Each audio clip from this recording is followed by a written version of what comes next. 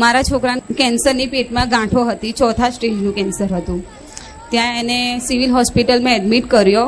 પછી એને 1 મહિનાની અંદર 1 મહિનો થયો, એને કિમોથેરાપીના ડોઝ આપવાનું કીધું હતું ડૉક્ટરે. પછી 15-20 દિવસ પછી આવી રીતના હું ઘરમાં એકલી હતી ને 12-1 વાગે હું રડતી હતી ને માતાજીના વિડીયો જ જોતી હતી. એમાં તમારું વિડીયો આવ્યું. એમાં ખૂંખાર મેલડીએ મને એવું કીધું કે રડશો નહીં, ચિંતા કરશો નહીં, હું તમારી તકલીફ સાંભળું છું ને તમારી અરજી બી સાંભળું છું. પછી મને આમ વિશ્વાસ આવ્યો ને પછી મેં અરજી કરી માતાજીને. ત્યારે મારા છોકરાને 10 દિવસ સુધી રેગ્યુલર એને ફૂલ તાવ આવતો હતો હોસ્પિટલમાં, ને ડૉક્ટરે કીધું હતું કે આનો તાવ કંટ્રોલ થશે ત્યારે એના ડોઝ ચાલુ અમે કરીશું. એને ઇન્જેક્શનો દવાઓ હેવી લગાવે પણ તાવ એને ઉતરતો જ નહોતો અને એની દવા ચાલુ થતી બી નથી. પછી મેં કીધું કે માં મને એક અનુભવ કરાવી દેજો માં, કે મારા છોકરાને સવાર ઉગતા એનો તાવ ખાલી એનો મટાડી દેજો તો માં હું આમ મને ખુશ કરી દેજો માં, મારા છોકરાને સારું થઈ. પછી એને બીજા જ દિવસે એનો તાવ એનો ગાયબ થઈ ગયો. 9 મહિના જેવા માના પેટમાં રહે છે ત્યાં 9 મહિના દવાખાને રહીને આવ્યો છે મારો છોકરો ને એને નવું જીવન મળ્યું છે ને અત્યારે બધા જ રિપોર્ટ એના સારા આવી ગયા છે. 3 વર્ષનો બાબો થયો. અને સપનામાં આવ્યા હતા મને 2 વાર તમે આવ્યા માતાજી. પહેલા કીધું તું મને આવી રીતના 5 રવિવાર ભર્યા પછી આવતા જતા હું રહેતી હતી જ અહીંયા, હર રવિવારે હું આવતી હતી.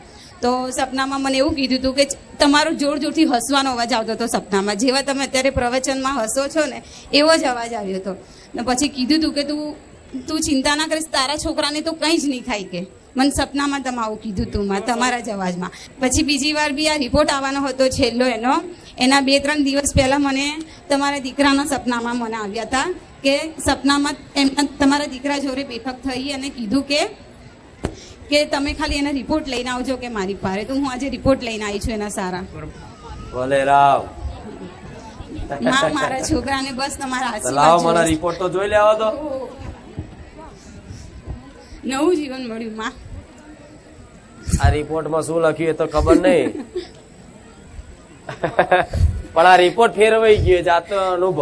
હા આ શું ખોટું? સાચું માં સાચું. કેટલી ગાંઠો કીધી હતી ડોક્ટરે? ઘણી બધી ગાંઠો હતી ડોક્ટર, 4થા સ્ટેજનું એટલે ઘણી બધી ગાંઠો હતી. બસ 4થા સ્ટેજનું કેન્સર એટલે છેલ્લી અવસ્થા કે એનો ઈલાજ અસંભવ લાગે, રિસ્ક ઉપર, જોખમ ઉપર. તમે આવી શ્રદ્ધા અને વિશ્વાસ મારા પ્રત્યે મારા ધામ પ્રત્યે રાખો છો અને ખૂબ હરખ રાખ્યો. એ હરખનું પ્રમાણ મળ્યું. પણ એવા આશીર્વાદ આલું છું કે હવે તમારા દીકરાને ક્યારેય કોઈ તકલીફ ના થાય. બસ માં તમારા એ જ આશીર્વાદ જોઈએ છે.